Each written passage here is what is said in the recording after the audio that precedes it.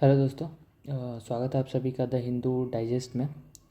हमारा ये digest video काफ़ी छोटा होता है क्योंकि इसमें हम लोग द हिंदू के या फिर आज 13 जनवरी के हम लोग करेंट अफेयर स्पेसिफिक देखते हैं कि हमारे एग्ज़ाम पॉइंट ऑफ व्यू से क्या इम्पोर्टेंट है और कौन सा एडिटोरियल हमारे लिए इम्पोर्टेंट है, क्योंकि न्यूज़पेपर तो काफ़ी बड़ा है। हमें एक स्पेसिफिक चीज़ पढ़ना पड़ेगा, स्पेसिफिक एडिटोरियल पढ़ना पड़ेगा जो हमारे एग्ज़ाम के लिए इम्पोर्टेंट है। मैं आपको ये सारा चीज़ करके देता हूँ इस पीडीएफ में। मतलब पूरा मैं एडिटोरियल और न्यूज़पेपर का कटिंग मैं बना के आपको अपने स्टडीपीडिया के टेलीग्राम पे देता हूँ, प्रोवाइड करवाता हूँ कि आप लोग ज़्यादा भटके नहीं, सीधा आप लोग पढ़ें और अपना एग्ज़ाम क्रैक करें। ठीक है। बिना टाइम वेस्ट किए हुए स्टार्ट करता हूँ मैं करंट अफेयर से कि आज के द हिंदू में कौन सा करंट अफेयर इंपॉर्टेंट है हमारे लिए। ठीक है। देखिए, तो पहला अपना न्यूज़ है कि the docking trial ISRO succeed in the नल्जिंग 2 सैटेलाइट क्लोजर। तो ये हमारे लिए बहुत ही गर्व की बात है कि जो हम लोग इसरो हमारे डॉकिंग प्रोसेस को पूरा करने की एक स्टेप और भी क्लोज़र आ गया है। तो डॉकिंग प्रोसेस का मतलब ये हुआ ना कि हमें 2035 तक ये हमारा टारगेट है, एक स्पेस स्टेशन बनाना। ठीक है। तो ये स्पेस स्टेशन तो हमारा एक बार में तो बन नहीं पाएगा ना, क्योंकि ये बहुत मतलब एक जैसे आपको शहर बसाना है आपको स्पेस में, तो आप एक ही बार में पूरा शहर तो नहीं बसा सकते ना। आपको पहले ईंट लाना होगा, फिर आपको बालू लाना होगा, फिर आपको अलग अलग चीज़ है, फिर आपको कंस्ट्रक्शन करना होगा। इसी तरीके का है कि आप जो रॉकेट भेजते हैं उसमें आप एक ही बार में सब कुछ नहीं भेज सकते ना। आपको यहाँ पे डॉकिंग प्रोसेस का यूज़ करना पड़ता है। डॉकिंग प्रोसेस बोलने का मतलब है कि एक सैटेलाइट मेरा पहले से स्पेस में रखा है, मतलब वहाँ पे हम लोग पहले रख के आए हैं। ठीक है। और फिर अभी जैसे PSLV C60 रॉकेट हमने जो अभी छोड़ा, तो वहाँ पे एक और सैटेलाइट है, वो धीरे धीरे जाएगा और इसमें डॉक करेगा। डॉक करेगा मतलब अटैच हो जाएगा, मीन्स पार्किंग कर देगा। तो ये एक, इसके बाद आपका ये इतना बड़ा बन जाएगा। ठीक है। और उसके बाद फिर हम लोग एक और सैटेलाइट छोड़ेंगे, फिर इसमें आके फिर एक और इसमें आके ऐसे एक ठो और डॉक कर जाएगा, तो फिर ये और बड़ा बन जाएगा। तो ऐसे ऐसे करते हुए हमें एक बड़ा सा स्पेस स्टेशन बनाना है। ये टेक्नोलॉजी आज तक तीन अ, तीन ही उसके पास है, कंट्री के पास है जो डॉकिंग प्रोसेस कर रखा है, USA, रसिया, चाइना। और किसी और अगर अभी हम लोग डॉकिंग प्रोसेस को कंप्लीट कर लेते हैं तो हम लोग एक और स्टेज क्लोज़र आ जाएंगे हम लोग अपने स्पेस स्टेशन के। ये टेक्नोलॉजी बहुत ही महत्वपूर्ण है हमारे इंडिया के लिए, हमारे वर्ल्ड के लिए। ठीक है। इसलिए अभी एक और स्टेज हम लोग इसरो क्लोज़र आ गए हैं हमारे इस डॉकिंग प्रोसेस के लिए। ये डॉकिंग प्रोसेस बहुत ही इंपॉर्टेंट प्रोसेस है। ठीक है। तो देखिए, सेकंड न्यूज़, महाकुंभ मेला आपका आज से स्टार्ट हो गया है। ठीक है। ये आपका महाकुंभ मेला में AI सर्विलेंस की भी सुविधा दी जा रही है। वहाँ पे जो सर्विलेंस होगा AI इनेबल से भी हो गया। 13 जनवरी से आपका स्टार्ट है। ठीक है। और ये अराउंड आपका 26 आपका फरवरी तक आपका ये कुंभ मेला चलेगा। ठीक है। ये 12 साल में एक बार लगता है। ठीक है। और इस बार एक्सपेक्टेड किया जा रहा है कि 400 मिलियन पीपल इस बार प्रयागराज महाकुंभ मेला में आए। और इस बार ये इंपॉर्टेंट है, देखिए, फर्स्ट टाइम आपका अंडरग्राउंड वाटर ड्रोन यूज़ किया जाएगा आपका सेफ्टी एंड डेवलपमेंट के लिए। आपको सर्विलेंस प्रोवाइड करवाया जाएगा कि अंडर वाटर जो सब नहाने नहाने जाते हैं, सो उसमें कोई डूब तो नहीं जाए या फिर कुछ इधर उधर का चीज़ तो ना हो जाए। उसके लिए हमारा इस बार first time underground drone system का भी यूज़ किया जाएगा। और इसी के कंटेम्प्री हमारा बंगाल में भी एक इनिशिएटिव, बहुत सारे इनिशिएटिव पिलग्रिमेज को अट्रैक्ट करने के लिए लिए जा रहे हैं। जो बंगाल में हमारे गंगा सागर मेला इस बार जो लगा है, उसके लिए हमारे बंगाल के जो गवर्नमेंट है वो नए नए इनिशिएटिव लेके आ रहे हैं कि पिलग्रिमेज को वो लोग भी अट्रैक्ट करें। और ये जो गंगा सागर मेला है, ये हमारी ममता बनर्जी जो CM है बंगाल की, वो हमेशा से गवर्नमेंट को बोलती हैं कि ये इसको नेशनल मेला का स्टेटस दिया जाए। इसीलिए वो खुद से ही स्टेट के द्वारा ही बहुत सारे इनिशिएटिव लिए जा रही हैं कि बहुत सारे पिलग्रिमेज वहाँ पे आए। ठीक है। बस आप इतना याद रखिए कि बंगाल में आपका गंगा सागर मेला लगता है। ठीक है। देखिए, थर्ड, कल 12 जनवरी था। हम लोग 12 जनवरी को यूथ डे मनाते हैं। ठीक है।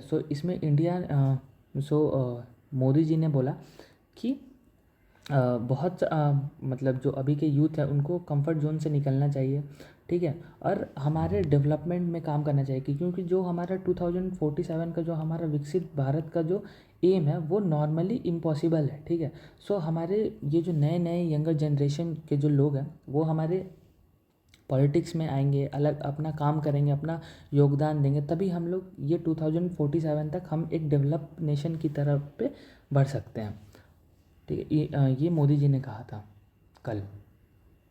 नेक्स्ट देखिए, India US joint sonobuoy production in line expected to be ready for 2027, ठीक है। सोनबर्ग प्रोडक्शन क्या है? सोनबर्ग आपका एक डिटेक्टिव सबमरीन अंडर वाटर आपका एक शिप है, ठीक है।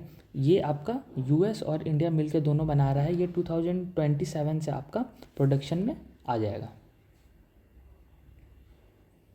नेक्स्ट देखिए, declining fertility rate push to Kerala maternal mortality rate आपका वो होता है कि 1 लाख के ऊपर आपके कितनी आपके जो प्रेग्नेंट वुमेन है प्रेगनेंसी के दौरान कितनी मर जाती है, ठीक है। वो आपका केरला में सबसे कम है और केरला में टारगेट किया जा रहा है कि 20 तक हम लोग लेके आएँ 2030 तक। तो ये भी आप पढ़ लीजिएगा, ये भी इम्पोर्टेंट है आपके लिए, ठीक है।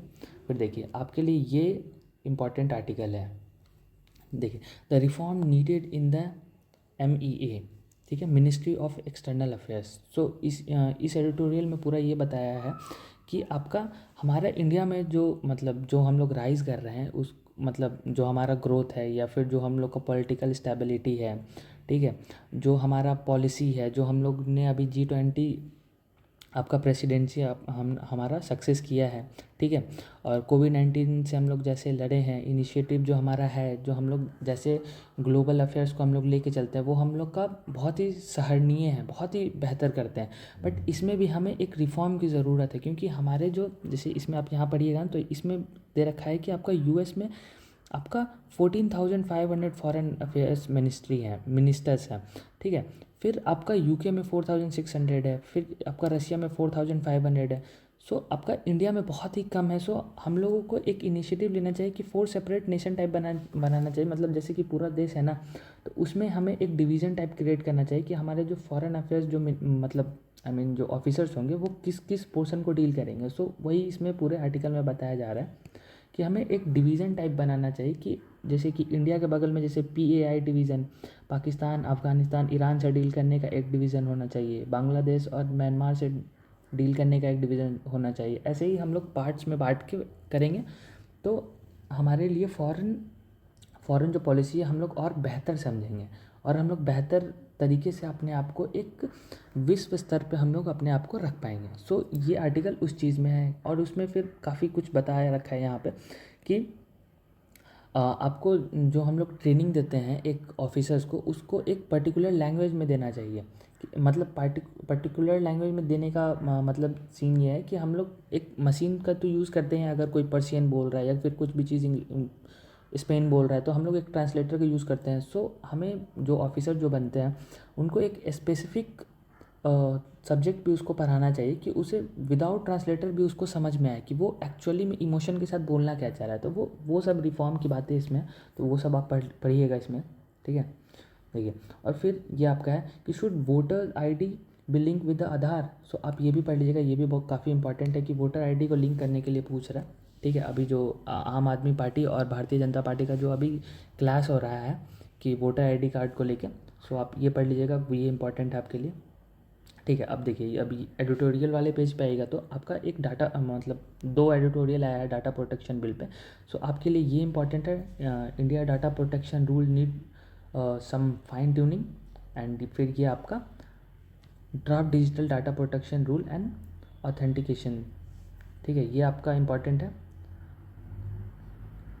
ये दोनों आपके लिए इम्पॉर्टेंट होगा, ठीक है। सो बस मतलब आज के इस वीडियो में और द हिंदू पे न्यूज़पेपर में हमारे लिए बस इतने ही सारे इंपॉर्टेंट है। अगर आप लोगों को न्यूज़पेपर मतलब आपको डिजिटली पढ़ना है तो ये वाला मैं प्रोवाइड करवा दूंगा अपने स्टडीपीडिया चैनल पे, ठीक है। आप लोग वहाँ से इस PDF को भी ले सकते हैं। और अगर आप लोगों को ये इनिशिएटिव अच्छा लग रहा है तो आप लोग बताइएगा कि हम और क्या कर सकते हैं, ठीक है। अगर आप लोगों को कंप्लीट एनालिसिस भी चाहिए तो आप कमेंट करके बताइएगा, हमारी टीम उसको भी प्रोवाइड करवा देगी। मतलब जैसे कि मैं अभी तो ओवरव्यू बताता हूँ ना कि एडिटोरियल में आप ये पढ़ लीजिए वो पढ़ लीजिए, बट मैं अगर आप बताइएगा तो मैं इसका ओवरव्यू भी कंप्लीट लेते आऊँगा कि इसका जितना भी इस टॉपिक से रिलेटेड जितने भी चीज़ होते हैं कि क्या क्या फॉरेन पॉलिसी होते हैं, क्या क्या किसके साथ क्या कैसे करते हैं, या फिर डाटा प्रोटेक्शन बिल, या फिर आधार कार्ड से लिंकेज कि आधार कार्ड हमारे किस चीज़ के लिए होते हैं क्या है। तो अगर वैसे एनालिसिस भी चाहिए तो हम लोग वैसे भी प्रोवाइड करवा देंगे। बाकी मैं तो बोलूँगा कि आप खुद से ही पढ़िए, आपको किसी पे रिलाई नहीं होना चाहिए, आपको बस पता चलिए कि हाँ ये एडिटोरियल इंपॉर्टेंट है, बस काफ़ी है। ठीक है, क्योंकि आपको एग्ज़ाम में कोई आके बताएगा नहीं कि आप एनालाइज़ कर लीजिए ये कर लीजिए, क्योंकि आपको वहाँ पे खुद पढ़ना रहता है, आपको खुद वहाँ पे समझना रहता है और समझना रहता है। और वहाँ पे आप जब आप पढ़िएगा ना तो आपको एक रीडिंग हैबिट आ जाएगा। ठीक है, तो जो आप क्वेश्चन पढ़िएगा तो जैसे मतलब एडिटोरियल वगैरह तो हर चीज़ में आपको साथ देगा कि आप अगर क्वेश्चन पढ़ रहे हैं तो आपको एक समझने में आपको एक कंसेप्ट क्लियरिटी आपको मिलेगा। सो पढ़ना तो आपको खुद से चाहिए। अगर आप लोगों को और भी किसी चीज़ में नीड पड़ेगा तो आप हमारे चैनल से कांटेक्ट कीजिएगा, कमेंट कीजिएगा, बताइएगा कि आप लोगों को और क्या चाहिए। ठीक है, ओके, तब तक गुड बाय, बाय बाय।